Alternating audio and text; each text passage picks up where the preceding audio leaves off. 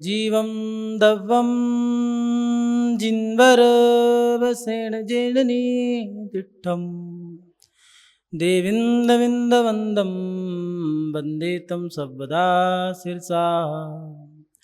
नमो अरिहन्ताणं नमो सिद्धाणं नमो आयरीयाणं नमो वज्रायाणं नमो लोये सर्वसाहूणम्।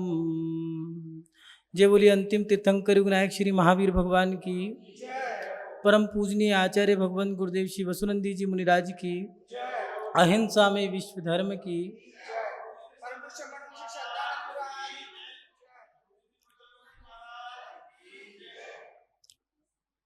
आत्म कल्याण के इच्छुक उपस्थित सभी धर्म प्रेमी पुण्यात्मा एवं महानुभाव, सांसारिक व्यक्ति के लिए इस संसार में जीने के लिए मात्र धर्म की आवश्यकता ही नहीं पड़ती है, धर्म के साथ साथ कर्म की भी आवश्यकता पड़ती है। कर्म कैसे? अच्छे कर्मों की आवश्यकता। जी हाँ, समय समय पर अच्छे कर्म भी हमें करने पड़ते हैं। जैसे जैसे कर्म हम करेंगे हमारे जीवन में वैसा फल मिलेगा। धर्म के कर्म हमें धर्म का फल दे के जाएंगे, अच्छे कर्म संसार में रहने के लिए अच्छी व्यवस्थाएं दे के जाएंगे।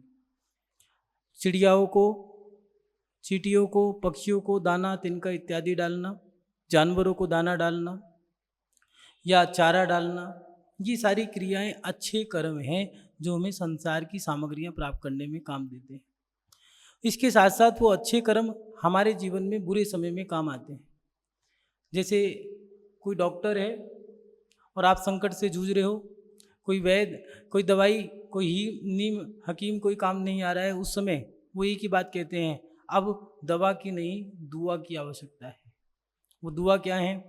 बड़ों के आशीर्वाद लेने से हमें दुआएं मिलती हैं और वो दुआ हमारे उस संकट के समय में काम आती है। आज की नौजवान पीढ़ी कहती है आशीर्वाद लेने से क्या होता है, क्यों आशीर्वाद लें? Is a mom dad and good morning, या फिर अपन लोगों ने दूर से ही जय जिनेन्द्र नमोस्तु भी, पहले तो ये हुआ करता था, जमीन पे बैठते थे, सर, माथा, नाक, सीना, घुटना, दोनों हाथ, पूरे अष्टांग जमीन से लग जाया करते थे, उसको कहा करते थे अष्टांग नमस्कार। वो गुरुओं के चरणों में प्रत्येक व्यक्ति किया करता था और माता पिता के पैर दबाए करते थे और उसके बाद चरण छूते थे। बहुएं सास के जो पैर हैं पहले पैर दबाती थी और फिर पैर छूती थी और सास भी आशीर्वाद देती थी। और जब आशीर्वाद देती थी उसके साथ साथ गदगद होती थी, कहती थी बेटा जीती रहो, दूधो नहाओ, पूतो फलो, खुश रहो, बस जीती रहो, खुश रहो, बहुत खुश रहो, खुश रहो। अंदर से खुश हो जाती थी, बाहर से भी खुशियां बांटती थी। आज के बच्चे कहते हैं पैर छूने से, आशीर्वाद लेने से होगा क्या? ये सवाल उनके मन में खड़ा है। नौजवान पीढ़ी झुकना नहीं चाहती। तो आशीर्वाद लेने से क्या होता है पहले देखें। आचार्य भगवंतों ने, नीतिकारों ने गाथा दी है, अभिवादनशीलस्य नित्यव्रतोपसेवनम चत्वारि तस्य वर्धन्ते आयु विद्या यशो बलम। आशीर्वाद लेने से होता क्या है? आयु। अगर कोई व्यक्ति अभिवादन कर रहा है, अगर कोई व्यक्ति किसी को नमस्कार कर रहा है तो उसकी आयु, विद्या, यश और बल इनकी प्राप्ति होती है। कैसे? अगर आशीर्वाद ले रहे हो, झुकना जानते हो, झुक रहे हो माता पिता के चरणों में, अपने बड़ों के चरणों में, अपने पूज्यों के चरणों में अगर झुक रहे हो, चाहे वो देव शास्त्र गुरु हो, ये तो धर्म का एक डिपार्टमेंट है जहाँ पर सच्चे देव शास्त्र गुरु, श्रावक शाविका, मुनि आरिका, ये सारे डिपार्टमेंट धर्म के हैं। धर्म से हटके भी अगर माता हैं, पिता हैं, अपने बड़े भाई हैं, बड़ी बहन हैं, अड़ोसी पड़ोसी, कुटुंब परिवार, दादा दादी, ताऊ चाचा, ताई चाची, मौसी, फूफा, बुआ, अम्मा, ये सब बड़े रिश्तेदार हैं, हमारे घर के बड़े हैं। इनके चरण छूने से होता क्या है? आशीर्वाद लेने से होगा क्या? आयु की वृद्धि होती है। कैसे? कोई व्यक्ति रोगी होता है तो बड़े कह रहे हैं बेटा खुश रहे। ज्योतिष में दिया है या अन्य धर्म कहते हैं कि हाथों के अंदर इस मध्य भाग में एक ऊर्जा होती है, सुबह उठते के साथ ही ईसाई धर्म में कहते हैं गुड ब्लेसिंग। हाथों से सर पे हाथ रख दें बच्चों के या फिर किसी व्यक्ति के, वो कहते हैं इस हाथ में ऊर्जा है, सुबह सुबह अगर किसी के सर पे हाथ रख दो तो पूरे दिन ऊर्जा रहती है। ऐसे ही अगर आयु प्राप्त, वो कहते हैं आयु की प्राप्ति कैसे होगी, तो व्यक्ति बड़ों के आशीर्वाद से निरोगी रहता है। उसके साथ साथ बच्चों को मात्र दादा दादी के और माँ के आशीर्वाद से बच्चों को नजर नहीं लगती है। यहाँ तक कि टोने टोटके भी जो होते हैं, मात्र आशीर्वाद से, बड़ों की कृपा से वो टोने टोटके भी काम नहीं करते। इस प्रकार आयु की वृद्धि होती है। आयु, उसके साथ साथ विद्या। बड़ों के पास एक बहुत बड़ी चीज होती है जो साइंस कहते हैं अनमोल चीज है, जो वो क्या है, एक्सपीरियंस, माने अनुभव। बड़ों के पास जो अनुभव ज्ञान है वो इतना बड़ा ज्ञान है, अनुभव ज्ञान, जो अगर आप MBBS कर रहे हो और पास हो गए तो पास होने के बाद आपको इंटर करना पड़ता है, माने 5 साल के लिए प्रैक्टिस करनी पड़ती है। चाहे वो CA हो, अकाउंटेंट हो, MBBS हो, IAS हो, IPS हो, मजिस्ट्रेट बनने के लिए RJS की जो पढ़ाई है उसमें भी दिया है कि उस व्यक्ति को वहाँ पर थोड़ा सा अभी आप अनुभव प्राप्त करना है, 5 साल प्रैक्टिस करो, चाहे वो डॉक्टर की पढ़ाई हो, चाहे वकील की पढ़ाई हो, चाहे मजिस्ट्रेट की पढ़ाई हो, महानुभाव। इसलिए बड़ों के पास सेवा करने से, बड़ों की सेवा, विनय, आशीर्वचन लेने से हमें अनुभव मिलता है। जैसे कोई बूढ़ी महिला है और उसकी बहू ने या किसी लड़की बालिका ने पड़ोस में रहती थी और जाके कह दिया, अम्मा मैं तुम्हारी मदद कर दूं, चल बेटा हाथ बटा दे, कोई बात नहीं, किसकी छोरी है, किसकी बेटी है, फलाने की, अच्छा तेरा बाप ऐसा है, बहुत बढ़िया, बहुत अच्छे संस्कार दिए।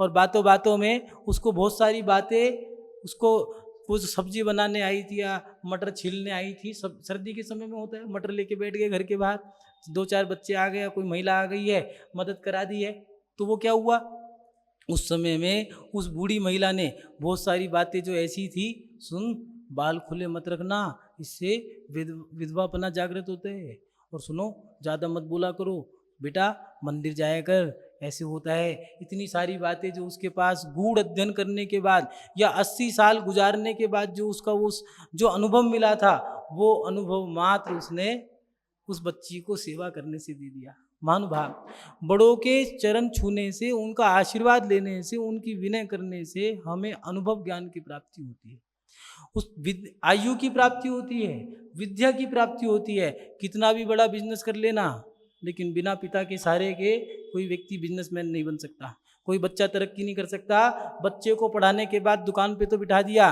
लेकिन अनुभव की प्राप्ति पिता के माध्यम से होती है। तुम कितना भी बड़ा कारखाना खोल लेना, कामयाबी अगर प्राप्त करनी है तो पिता का सहारा चाहना पड़ेगा। वो पिता क्या सहारा दे रहा है, वो कुछ नहीं दे रहा, वो अनुभव वो पिता के पास है। कैसे कैसे लेना है, कैसे देना है, किसको देना है, किससे लेना है, ये सारी बात पिता जानता है।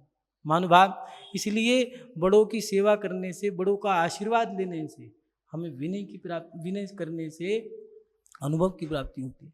आयु के साथ साथ विद्या की प्राप्ति होती है।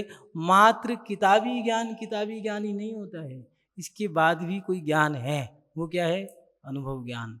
वो हमें बड़े बुजुर्गों से प्राप्त होता है। चाहे डॉक्टर भी बन जाओगे तो सीनियर डॉक्टर के पास जाना पड़ेगा, वकील बन जाओगे तो सीनियर वकील के नीचे रहना पड़ेगा आपको, अगर आप CA बन जाओगे तो सीनियर जो CA है उसके नीचे रहना पड़ेगा आपको, अकाउंटेंट बन जाओगे तो बड़े अकाउंटेंट के नीचे रहना पड़ेगा आपको। दुकान खोल ली है तो अगर नौकरी कर रहे हो तो नौकर बन रहे हो, नए नौकर हो तो पुराने नौकरों के नीचे रहना पड़ेगा, व्यापारी हो तो अपने पिता के नीचे रहना पड़ेगा, या फिर अपने चाचा या जीजा साले से आपने जो काम सीख लिया है तो नीचे रहना पड़ेगा। क्यों? उसके पास वो अनुभव है।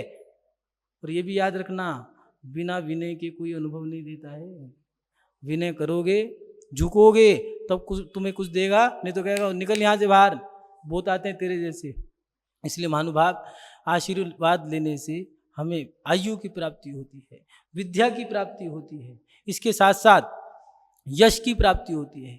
आशीर्वाद जिनसे ले रहे हो, जिनके चरणों में झुक रहे हो, वो तुम्हें आशीर्वाद दे रहे हैं, बेटा जीते रहो। और जब आशीर्वाद ले रहे हो, तुम झुक रहे हो, तो वो भी आशीर्वाद देने के बाद जब बाहर जाएंगे, आशीर्वाद तो दे रहे हैं, देख कितना अच्छा व्यक्ति है, जीते रहो बेटा, खुश रहो, खूब कामयाबी प्राप्त करो, खूब ऊंचाइयों को छुओ। पहले तो आशीर्वाद बूढ़ी महिला दिया करती थी, दूधो नाव पूतो फलो, बेटा खूब आगे बढ़ो, खूब ऊपर उठो।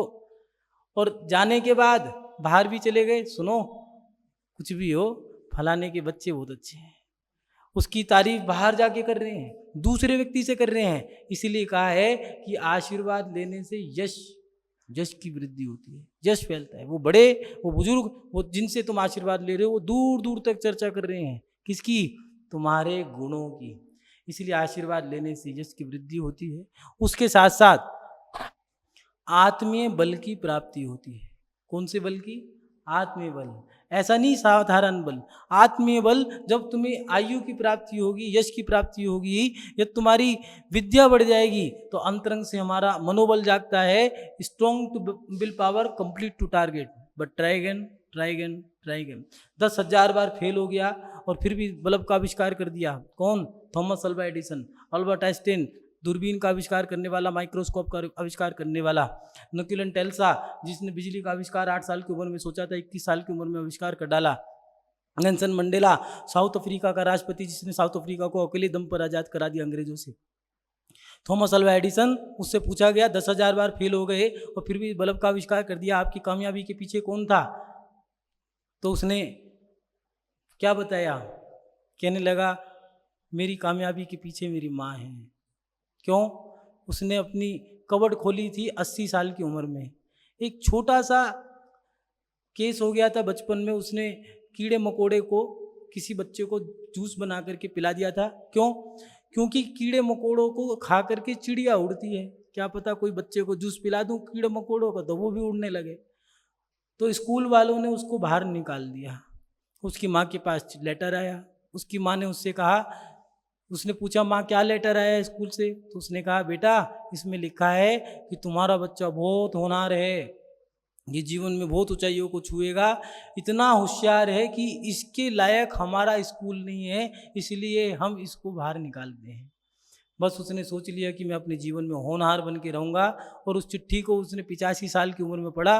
उसमें लिखा था कि तुम्हारा बेटा इतना नालायक है कि हम इसको अपने स्कूल में ही नहीं रख सकते, अगर ये स्कूल में रहेगा तो हमारे स्कूल का नाम बदनाम करेगा। रोने लगा, कहने लगा अगर मेरी माँ इस बात को अगर सच में बता दी थी तो आज मैं थॉमस अल्वा एडिसन विश्व का सबसे बड़ा वैज्ञानिक न बनता। मान भाग, हमें अपने जीवन में बड़ों के आशीर्वाद से यश की प्राप्ति तो होती है, लेकिन आत्मीयता की बल की प्राप्ति होती है। अगर हम आशीर्वाद ना लें, कोई तीज त्यौहार हो, कोई शादी ब्याह के फंक्शंस हो, उनमें बड़े ना हो तो अधूरापन रहता है कि हम सही कर रहे हैं या नहीं कर रहे। जो नेक टेले होते हैं उन समय में हम सोचते हैं कोई भगवान कोई बड़ा मिल जाए। हमारे सास ससुर नहीं है तो कोई बात नहीं, उनके सास ससुर से पूछेंगे, उसके पास जाएंगे उन बड़ों से पूछेंगे, मोहल्ले की सबसे बूढ़ी महिला से पूछेंगे कि भैया तुम हमारे पास आ जाना, तुम्हें कार्ड देने जा रहे हैं। इसलिए नहीं, वो कुछ लिफाफा लेके आएगी, इसलिए उसे लिफाफा कार्ड लेके गए हैं उसके पास कि आप आ जाना, मात्र आपके आने से हमें एक संबल मिलेगा, हमें एक सहारा मिल जाएगा। इसलिए बड़ों के आशीर्वाद से हमें आत्मीयता की प्राप्ति होती है। महानुभाव, आज के नौजवान आशीर्वाद नहीं लेना चाहते, झुकना नहीं चाहते, दूर से ही कह देते हैं गुड मॉर्निंग रात को, पिताजी डैड, नहीं तो अब तो नया जमाना आ गया है, सीधा मो और पोप, मम्मी को मो, पापा को पू, और पू को गुड नाइट और मुँह को गुड मॉर्निंग या गुड मारूं। इन चीज़ों से आप लोग ऊपर नहीं उठ सकते। अगर जीवन में तरक्की प्राप्त करनी है तो आपको बड़ों के आशीर्वाद का भी सहारा चाहिए पड़ेगा। आशीर्वाद ना लेने से हानि क्या है? तो आशीर्वाद ना लेने से भी हानि है। बड़ों की सेवा, आशीर्वाद ना लेने से उनके प्रति एक डर रहता था, एक विनय रहती थी। जब बच्चे माता पिता का आशीर्वाद लेते थे तो माता पिता जब आशीर्वाद देते थे तो उनके अंदर एक समर्पण रहता। बच्चे माता पिता का जब बड़े, ऐसा बच्चे ये नहीं है कि 8 साल के बच्चे ही हो, हाँ कभी तुम अपने बच्चों को घूर घूर के देख रहे हो, बच्चे ही नहीं, जो माँ बाप के बच्चे हैं चाहे वो 50 साल का ही क्यों ना हो गया हो, माता पिता के पैर छूने से, उनकी विनय करने से बच्चों में उनकी प्रति एक डर भी रहता है और एक विनय रहती है कि मेरे माता पिता हैं। उसके साथ साथ आशीर्वाद नहीं लेते हो तो माता पिता के प्रति बच्चों का डर नहीं रहता, उनके प्रति विनय भाव खत्म हो जाते हैं। उसके साथ साथ बड़ों का वात्सल्य, प्रेम, स्नेह जो इस आशीर्वाद लेने से मिलता है, वो आशीर्वाद ना लेने से नहीं मिलेगा। आजकल बच्चे कहते हैं माँ बाप हमें चाहते नहीं है, माता पिता हमारे साथ दुरांत करते हैं, भेदभाव करते हैं। अरे जिसने विनय करी है उसको मिल रहा है, तुम मारो लठ और सामने वाला तुम्हें वाह करे, आशीर्वाद दे। गाली के बदले में आशीर्वाद नहीं मिलता है, कीचड़ के बदले में रबड़ी खाने को नहीं मिलेगी, पत्थर उछालोगे तो पत्थर ही मिलेगा, कोयला फेंकोगे तो मुँह काला ही होगा। इसलिए ये याद रखना, अगर माता पिता की सेवा करी है तो ही तुम्हें वात्सल्य देंगे। अगर आशीर्वाद लेना चाहते हो तो झुकना पड़ेगा। महानुभाव, आशीर्वाद ना लेने से बड़ों का वात्सल्य नहीं मिलेगा, प्रेम नहीं मिलेगी, उनकी करुणा, उनका उपकार जो आपके प्रति था वो नहीं रहेगा। इसके साथ साथ बड़े भी बच्चों से विनय के संस्कार आप लोगों को देने चाहिए। ये आप लोगों को विशेष कहना चाहते हैं। एक बात आप लोग कान खोल के सुन लें, नया जमाना है, वक्त बदल रहा है, माता पिता भी बच्चों में सेवा विनय के संस्कार नहीं डाल रहे। पहले बूढ़ी माँ, वो बूढ़ी अम्मा या बूढ़ी नानी बच्चों से पैर दबाया करती थी और कहा करती थी जो पैर दबाएगा उसको 10 पैसे दूंगी। उस जमाने में 10 पैसे बहुत होते थे, 1 पैसे में तो 1 किलो घी मिल जाया करता था। 10 पैसे बहुत बड़ी चीज़ थी। तो बच्चे क्या करते थे, 10 पैसे, और 4 बच्चे या 5 10 बच्चों ने मिलकर के नानी की या दादी की सेवा कर दी, 10 10 इकट्ठी करके रुपया बना लिया। 1 महीने तक पार्टियां करते करते, कभी वो बाजार में जा कर के वो 1 पैसे की इमली खरीद के लाना, 25 पैसे का वो पंखा जिसको हाथ में लेकर के ऊपर उड़ाया करते थे वो खरीद के लाना, नहीं तो वो कंचे या फिर वो गिट्टे खरीद के लाया करते थे और फिर लौट करके नानी के पास चले जाया करते थे या दादी के पास, पैर दबाएंगे और हमें पैसे मिलेंगे। दादी भी पैर दबाते दबाते एक कहानी सुना दिया करती थी और कहा करती थी, सुनो मेरे मरने के बाद अपने मम्मी पापा की सेवा करोगे या नहीं करोगे? नहीं करेंगे, चलो भागो यहाँ से, आज से 10 बंद। और कहते थे करेंगे करेंगे करेंगे, ठीक है कल से सबको 10 मिलेगी। मंदिर जाओगे? नहीं जाओगे तो 10 नहीं मिलेगी, ठीक है जाएंगे। आप पूछा मंदिर गए? हाँ गए, दिखाओ कैसे गए? तो माथे पे तिलक होता था तो मानती थी, 10 देती थी, और अब तो मिलेगा नहीं, तिलक नहीं है। तो अब अगले दिन मंदिर गए, तिलक लगाया, और किसी ने अगर पानी भी डाल दिया तो फिर शाम को गए, वो तिलक कहाँ है, फिर लगा लिया। क्यों? नानी 10 नहीं देगी अगर मिट गया तो। महानुभाव, बड़ों के अंदर भी ये संस्कार जरूर होने चाहिए। बच्चों से 15 मिनट, कम से कम 15-20 मिनट तो अपने पैर दबाओ। हम तो बेटियों से पैर दबाते ही नहीं है। क्या करेगा महाराज जी, बेटा है थका हुआ है। अरे भैया, आज सेवा के भाव नहीं डालोगे, आज तुम नहीं कराओगे, कल वो नहीं करेगा। इसलिए अपने जीवन में आप लोगों को ये याद रखना है कि बच्चों से सेवा भी करानी है, बच्चों के अंदर सेवा के संस्कार भी देने हैं। बड़े बच्चों से सेवा जरूर कराएं, और उसके साथ साथ बड़ों का प्रेम, इसने वात्सल्य अगर आपको प्राप्त करना है तो बच्चे झुकना सीखें। चाहे वो बच्चा 8 साल का हो, 12 साल का हो, 20 साल का हो, या फिर 50 साल का ही क्यों ना हो जाए। वो बच्चे तरक्की करते हैं जो माता पिता की सेवा करते हैं, विनय करते हैं। और ये याद रखना, पतन का कारण किसका है? जो नीचे गिर जाते हैं, जिनको घाटा लग जाता है। बैठे थे, आसमान की ऊंचाइयों को छू रहे थे और एकदम धड़ाम से ऐसे नीचे गिरे कि गड्ढे में जाके गिर गए। कर्जा इतना बड़ा हो गया कि जो पैसे थे वो तो गए और कर्जा और हो गया। क्यों? जिस व्यक्ति ने अपने जीवन में बड़े होने के, जिनके माता पिता हैं, बड़े होने के बाद भी अपने आप को, जो बच्चे अपने आप को बड़ा मानने लगते हैं कि मैं बड़ा हूँ, तो फिर याद रखना आपके पतन का कारण बन गया है। अपने जीवन में अपना पतन आपको अगर करना है तो आपको अपने आप को बड़ा मानना शुरू कर देना। जिसको अपना सर्वनाश करना है, जो व्यक्ति अपने आप को डुबाना चाहता है, जो अपने आप को गिराना चाहता है, जो व्यक्ति अपने आप को नष्ट करना चाहता है, वो व्यक्ति अपने आप को बड़ा मानने लग जाए। कौन? रावण अपने आप को सर्वश्रेष्ठ मानता था और राम कहा करता था मैं तो एक शिव का भक्त हूँ। देखो, रावण का कोई नाम नहीं लेता आज तक। उस समय से लेकर के आज तक किसी माँ ने अपने बच्चे का नाम रावण नहीं रखा। रखा क्या पता आपके बच्चों का हो है। आज तक किसी माँ ने अपने बच्चे का नाम रावण नहीं रखा, लेकिन राम जो था मात्र राम था, लोग उसको राम, श्री राम, पुरुषोत्तम श्री राम, भगवान रामचंद्र कहने लग गए। और आज भी मुनि सुव्रतनाथ भगवान के समय से लेकर के आज तक राम नाम के बच्चे मिलेंगे, राम नाम की मनुष्य मिल जाएंगे। कोई राम, रामलाल, राम प्यारी, राम दुलारी, रामचरण, राम शरण, नाम की चाय मिल जाएगी, राम दुलारी, राम प्यारी, पत्नियां मिल जाएंगी, बेटे मिल जाएंगे, पति मिल जाएंगे, लेकिन रावण नाम का ना तो कोई खंबा मिलेगा, ना ही कोई बेटा मिलेगा, ना किसी चौराहे का नाम मिलेगा। महानुभाव, व्यक्ति के पतन का कारण कौन है? जब वो व्यक्ति अपने आप को बड़ा मानने लग जाए। इसलिए अपने जीवन में थोड़ा सा इन चीज़ों पे ध्यान रखें। आज की नौजवान पीढ़ी कहती है कि आशीर्वाद लेने से होगा क्या? अरे तुम इतने बड़े हो गए, कैसे हो गए? आशीर्वाद मात्र हाथ का ही नहीं है।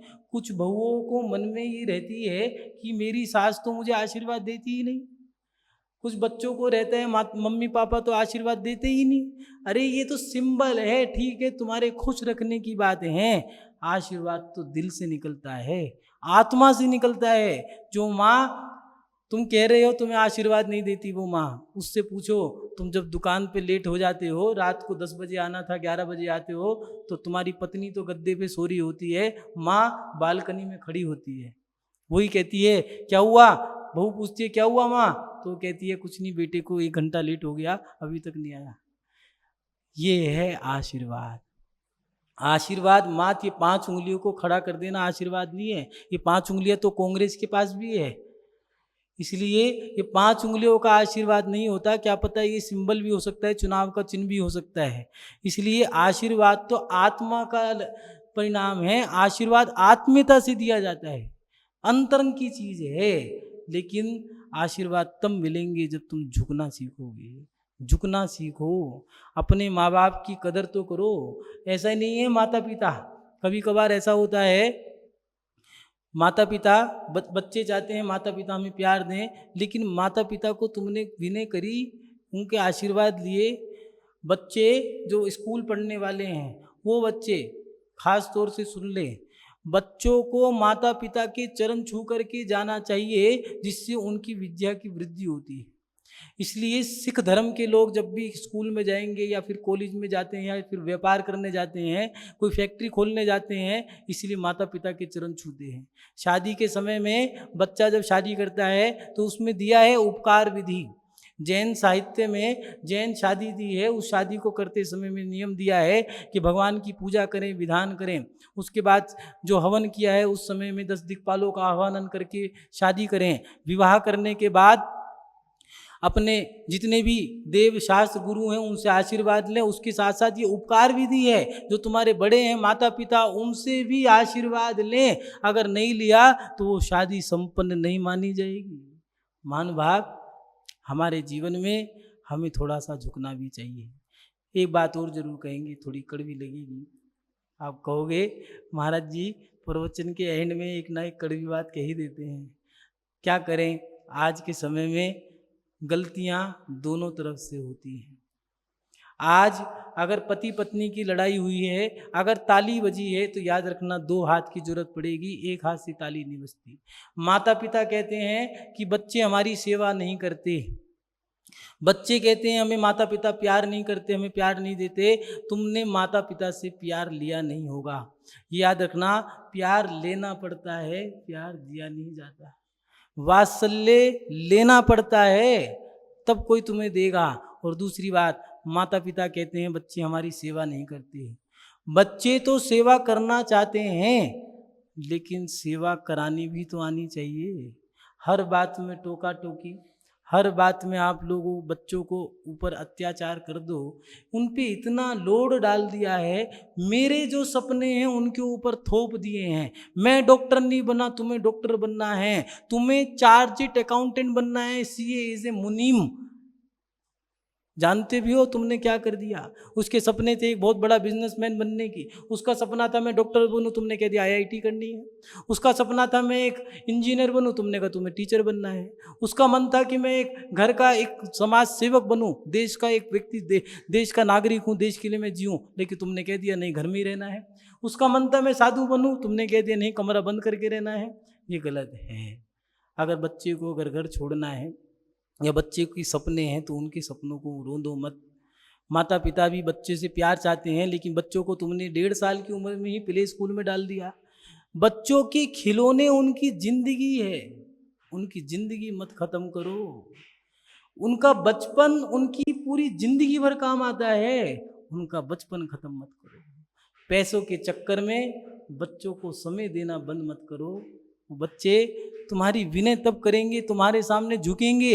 अरे वो तुम्हारे सामने नाक रगड़ने को तैयार हैं, सर झुकाने को तैयार हैं, अपने प्राण देने को तैयार हैं, लेकिन उनको झुकाने की कला भी तो हो। इसलिए अपने जीवन में माता पिता भी बच्चों के लिए वो काम जरूर करें जो उनको चाहिए। क्या? रिश्ते दो तरफ से पलते हैं। बच्चों को झुकाना चाहते हो तो आपको भी झुकना पड़ेगा।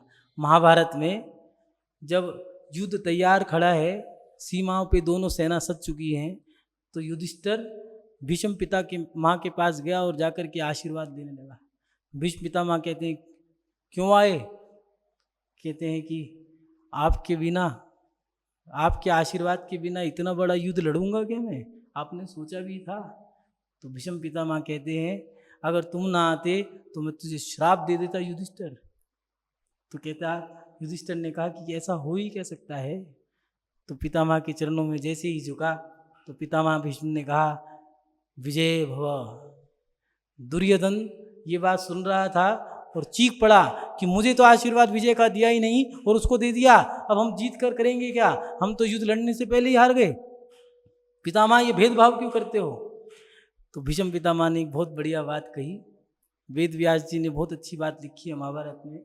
भीष्म पितामह ने कहा पुत्र तुम झुकना सीख जाते तो विजय का आशीर्वाद तो मैं तुझे भी दे देता, लेकिन झुकना तो युधिष्ठिर को आता है, तूने तो कभी सीखा ही नहीं।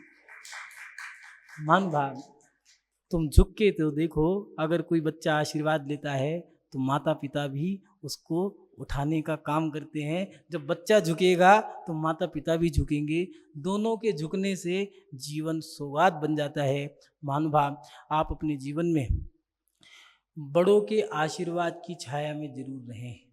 आचार्यों ने दिया है, बिना आचार्यों के, गुरुजी कहा करते हैं, बिना आचार्यों के तुम्हारे काम भी सिद्ध नहीं हो सकते। चाहे वो पंचकल्याणक प्राण प्रतिष्ठा महोत्सव हो, चाहे वेदी प्रतिष्ठा महोत्सव हो, मान स्तंभ प्रतिष्ठा महोत्सव हो, चाहे चातुर्मास प्रतिष्ठा ही क्यों ना हो, आचार्यों से आशीर्वाद नहीं लाए तो कुछ नहीं मिलेगा। इसके साथ साथ शादी विवाह के संबंध क्यों ना हो, बड़ों का आशीर्वाद नहीं लाओगे तो काम नहीं बनेगा। इसलिए आचार्य के साथ साथ बड़ों के आशीर्वाद की भी आपको आवश्यकता है। तो महानुभाव, आप अपने जीवन में दोनों बड़े और बच्चे दोनों तालमेल बिठा करके आपस में एक दूसरे को आशीर्वाद देते हुए वो विनय करें तो वो आशीर्वाद जरूर दें। कई बार ऐसा होता है हाथ दिखा दिया, अभी तुम सांप मार रहे हो, डंक मार रहे हो, फण मार रहे हो, क्या कर रहे हो? आशीर्वाद दो, खुल के दो। तुम बड़े हो, पैर छू रहे हैं तो उन्हें आशीर्वाद तो दो। तुम्हारे बच्चे हैं, गले से लगाओ, नहीं लगा रहे तो आशीर्वाद तो सर पे हाथ रख के इतना ही कह दो बेटा खुश रहे, बस वो तो खुश हो गया। किसी भी बेटे बहू में लड़ाई हो गई है, इतना ही कह दो बेटा कुछ नहीं, छोड़ो सब आगे बढ़ो, चलो जीते रहो, हो गया काम। महानुभाव, बच्चों को बड़े आशीर्वाद जरूर दें। बड़े बच्चों से 5-15 मिनट 20 मिनट सेवा जरूर कराएं। बच्चे बड़ों के चरण जरूर छुएं। ये पहले परंपरा थी, बड़ी बहन को दीदी, माता पिता के चरण स्पर्श करना, बड़ों के चरण स्पर्श करना। बच्चे अव्वल आया करते थे, मोहल्ले में नगर में होशियार थे। आज बिल्कुल ही बच्चे ढसरते जा रहे हैं। किताबों के अंदर ज्ञान है, किताबी ज्ञान तो पूरा है, एटीट्यूड इतना है कि माँ जमीन पे बैठी है, बच्चा पलंग पे बैठा है, सोफे पे बैठा है। तो इसलिए बच्चों में विनय डालें, बच्चों को आशीर्वाद भी दें और बच्चे चरण छूते रहें। महानुभाव, आप बड़ों के आशीर्वाद लेते रहें, जिसके माध्यम से आप अपनी आत्मा का कल्याण कर सकते हैं, सफलता प्राप्त कर सकते हैं, आयु, यश, विद्या और बल की प्राप्ति कर सकते हैं। आप अपने जीवन में बड़ों के आशीर्वाद से अपने हर कार्यों को कामयाब करें, हर कार्यों में सफल हों। यही भावना भाते हुए मैं अपनी शब्द श्रृंखला को विराम देता हूँ। जय बोलिए परम पूजनीय आचार्य भगवान गुरुदेव शिव सुनंदी जी मुनिराज की, अहिंसा में विश्व धर्म की।